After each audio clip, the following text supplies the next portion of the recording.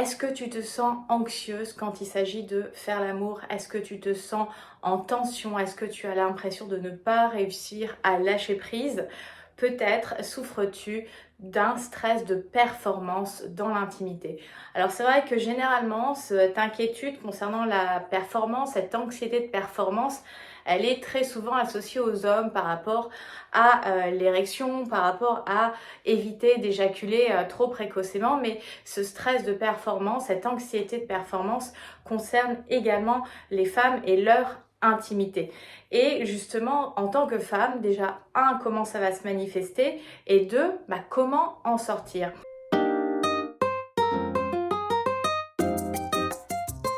Alors déjà, comment ce stress, cette anxiété de performance va se manifester? Ça va être du stress, de l'anxiété, un rythme cardiaque qui augmente, les paumes de main qui deviennent moites, ce besoin peut-être de contrôler ton apparence, que ça soit via la lumière, via les sous-vêtements, le fait de passer absolument dans la salle de bain pour faire une retouche d'épilation, pour peut-être te laver au niveau des zones intimes parce que pour toi c'est impensable d'avoir un rapport en étant tel quel. Et tu vas t'inquiéter tout au long du rapport sur ce que ton partenaire va penser, sur ce qu'il faut faire pour que ça soit bien. Et finalement, ton plaisir dans l'équation n'existe pas. Et moi, j'ai vraiment envie que tu sortes de ce stress de performance pour commencer à apprécier ce moment de détente, de plaisir et d'exploration charnelle. Souvent, tu vas être dans la performance parce que tu ne fais pas beaucoup l'amour. Derrière le pas beaucoup, tu mettras la quantité que tu veux, mais généralement, quand les rapports s'espacent et qu'on a l'impression de moins être compétente, qu'on n'arrive peut-être pas à jouir, qu'on ne ressent pas beaucoup de plaisir, on a l'impression que notre partenaire n'apprécie plus autant les rapports, eh bien, on va avoir tendance à éviter les rapports. Quand je parle de rapports, c'est pas forcément des rapports pénétratifs, mais en tout cas des moments où les corps se mélangent, où il y a de l'intimité. Eh bien, le temps entre ces rapports va s'allonger. Et en fait, quand ils vont se présenter, ces moments, peut-être lorsqu'on a un date, quand on sort au restaurant, quand justement on casse un petit peu cette routine, eh bien, tu vas te mettre une pression sur, mais il faut que tout soit parfait. Le but des rapports, ce n'est pas d'être parfait, c'est de te procurer du plaisir. Donc, plutôt que de penser en termes de faut que je réussisse à faire l'amour, faut que je réussisse à avoir ce rapport, c'est revenir réellement à pourquoi tu as envie d'avoir un rapport.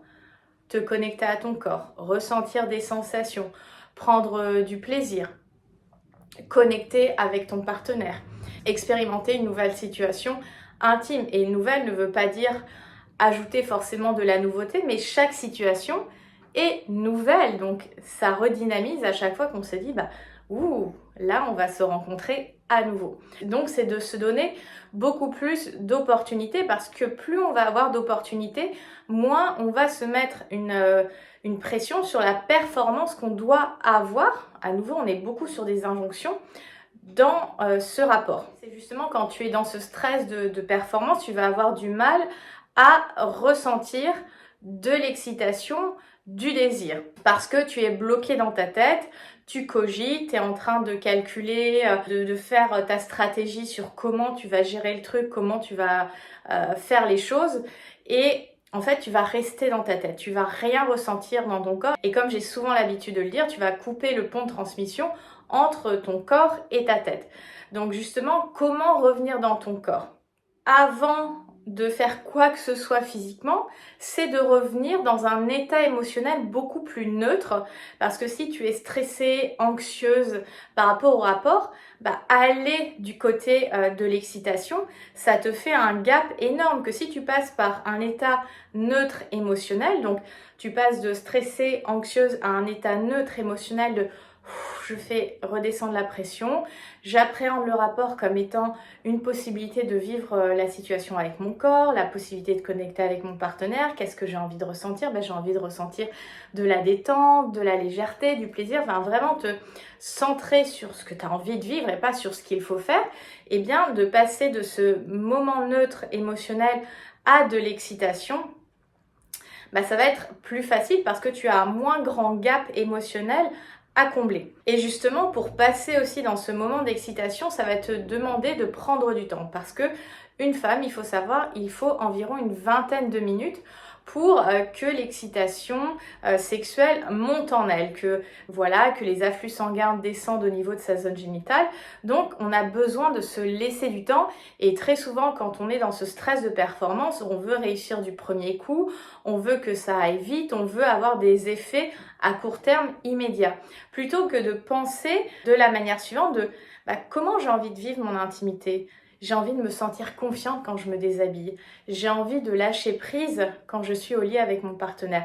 J'ai envie d'être créative et d'écouter mon intuition quand j'ai envie de le toucher, de l'embrasser, de le regarder et de pas me poser de questions. Toutes ces choses-là, ce sont des éléments que tu peux pratiquer et développer notamment dans l'école du plaisir. Donc, pour passer d'un état stressé, anxieux à un état d'excitation, ça va te demander de revenir dans un état émotionnel beaucoup plus neutre. Donc, tu peux écouter de la musique, tu peux peut-être passer par une douche pour te détendre ou un bain, sauter partout dans le salon. Toutes ces choses qui permettent de refaire descendre la pression. Peut-être aussi commencer par un câlin pour après se laisser le temps de glisser, de se pencher, d'aller vers ce côté excitation. Je m'ouvre la porte à cette sensibilité que mon corps peut ressentir. Le troisième point, ça va être également de communiquer avec ton partenaire. Tu peux et tu as le droit de partager que tu as des peurs, que tu stresses, que tu t'inquiètes sur tes compétences au lit et d'ouvrir la conversation. Parce que quand tu t'autorises à être vulnérable émotionnellement avec ton partenaire, mais aussi avec toi-même, c'est-à-dire être honnête avec toi-même, eh bien tu vas pouvoir t'autoriser à être davantage vulnérable dans ce moment d'intimité physique. Parce que comment veux-tu être intime physiquement, donc c'est-à-dire être littéralement nu, si tu ne t'autorises pas à être vulnérable dans la communication, dans ton partage émotionnel? C'est pas cohérent en fait. Et on est très souvent à éviter ce type de conversation parce qu'elles nous font peur, parce qu'elles nous mettent mal à l'aise. Mais ces conversations sont importante pour connecter avec l'autre et créer une nouvelle forme d'intimité. Parce qu'on parle souvent d'intimité en pensant sexualité, mais il existe différentes formes d'intimité et c'est en allant nourrir ces différentes formes d'intimité qu'on va créer un sentiment de confiance globale dans la relation et dans l'interaction qu'on peut avoir l'un avec l'autre et surtout dans la manière de m'accueillir moi-même, en fait, de réceptionner les émotions, les peurs, les pensées que je peux avoir sans les juger, parce qu'on est très souvent très jugeante envers nous-mêmes, et de les partager. Non pas que ces pensées ou ces émotions me définissent, peut-être je vais me dire ça fait de moi un mauvais coup ou une partenaire pas très désirable, mais ça fondamentalement on s'en fout, ce sont des pensées parasites, ce sont des croyances qui viennent être générées, mais ce n'est pas la réalité parce que tu as un potentiel érotique, tu es designé pour ressentir du plaisir et ce capital, ce potentiel, il ne demande qu'à s'exprimer. Mais on a tellement mis des couches de honte, de culpabilité et surtout de contrôle, c'est pour ça qu'on est dans ce stress de performance, et bien ce côté inhérent à nous, qui est déjà à l'intérieur de nous, en fait il est empêché, censuré de s'exprimer. Pour sortir aussi du stress de performance, c'est de renouer une relation forte à son corps. Parce que très souvent, dans ce stress de performance, je m'inquiète sur comment va réagir mon corps, comment va être physiquement mon corps pendant l'acte, est-ce que on va voir mes bourrelets, est-ce que. Donc on va être vachement dans le contrôle. Et le plaisir n'aime pas le contrôle, le plaisir. Il a besoin d'espace, il a besoin d'aventure, il a besoin de transgresser. Et plus on va mettre du contrôle, plus on va vouloir le maintenir dans une boîte. Il faut que ça se passe comme ça parce que ce que j'ai lu sur internet, ça doit se passer comme ça. Il faut que ça se passe comme ça parce qu'une femme qui est épanouie dans son couple, elle doit fonctionner comme ça. Donc on est tout le temps dans la contention, le contrôle et finalement on ne s'autorise plus rien.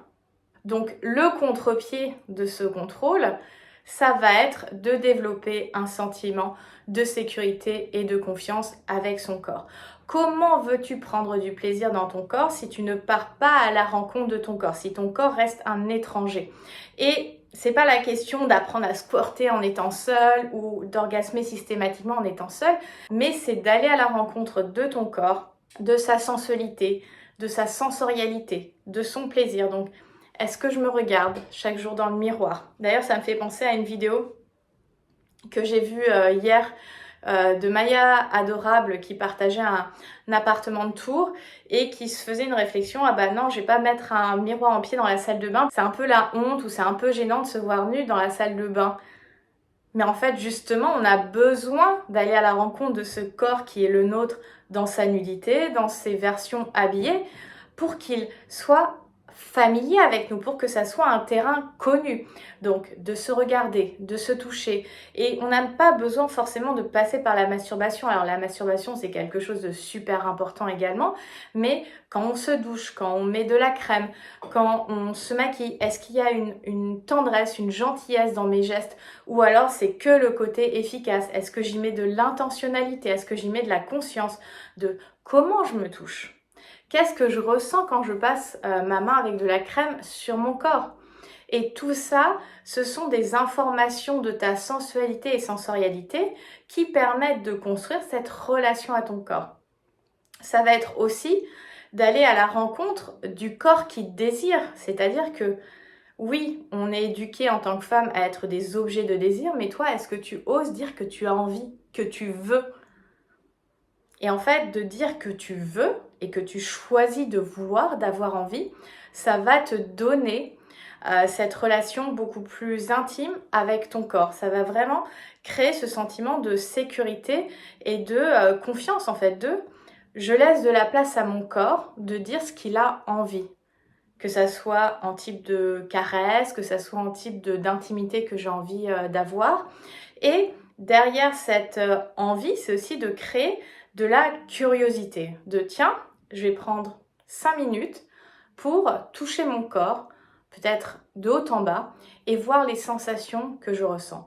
Peut-être que je vais mettre ma musique préférée et sauter partout dans le salon parce que j'adore danser et que je veux juste laisser mon corps respirer, lâcher prise et arrêter de me dire que je danse de manière ridicule. Donc en fait, tous ces éléments vont permettre petit à petit de sortir de ce stress de performance. Très souvent aussi, quand on a ce stress de performance, c'est qu'on considère que tout est urgent et peut-être que ce serait intéressant d'utiliser la matrice d'Eisenhower pour justement faire du tri dans ton quotidien et justement voir ce qui est réellement important, réapprendre à prioriser ce que tu veux dans ta vie et peut-être que le plaisir, bah là, il a une toute petite place dans ta vie et donc tu vas te mettre beaucoup la pression parce que tu as aussi envie d'être compétente dans ta relation. Et en fait, bah, si tu laisses de la place à ton plaisir, ça veut dire déjà, un, que c'est important pour toi, que deux, que tu vas y dédier du temps. Et donc, ça plus ça va permettre de créer un terrain où on va faire preuve de curiosité, où on va faire preuve d'inventivité, où on va peut-être se cultiver, se documenter, consulter âme fauve par exemple, justement pour créer un contexte où je retrouve de la neutralité et surtout où je retrouve de la joie, de la curiosité à être dans ces moments intimes, que ce soit avec moi-même, mais aussi avec mon partenaire. Le dernier point que tu peux aussi explorer pour justement faire baisser cette pression, ce stress de l'anxiété, c'est d'établir des objectifs entre guillemets réalisables, mais pas tant des objectifs quantitatifs, arriver à jouir, faire telle position, mais mettre des objectifs comme me sentir en confiance quand je me déshabille, pouvoir m'autoriser à embrasser, caresser mon partenaire comme je le ressens sur le moment. Tu vois, quelque chose beaucoup plus lié à la manière dont tu vis le moment plutôt que sur une checklist qu'il faudrait tout simplement accomplir à la fin de ce rapport. Voilà ce que je souhaitais te partager dans cette vidéo. Si tu as aimé ce contenu, abonne-toi à la chaîne âme fauve et peut-être partage-la à une amie qui t'a dit qu'elle stressait au lit. Pour aller plus loin, je t'invite à aller voir cette vidéo sur le plaisir avec une personne qui a un petit sexe. C'est aussi quelque chose qui peut être source d'inquiétude, de stress de performance, donc je t'invite à aller voir ça. Et puis pour toutes les personnes qui ont envie de me suivre au quotidien, les liens vers les réseaux sociaux sont dans la box de description. Et puis si tu as envie de prendre ton pied sans te prendre la tête, je t'invite à rejoindre l'école du plaisir. Je te mets un lien pour réserver ton call afin qu'on en discute toutes les deux. Je te souhaite une très belle journée, libère ta version fauve et surtout, rugis de plaisir. Bye!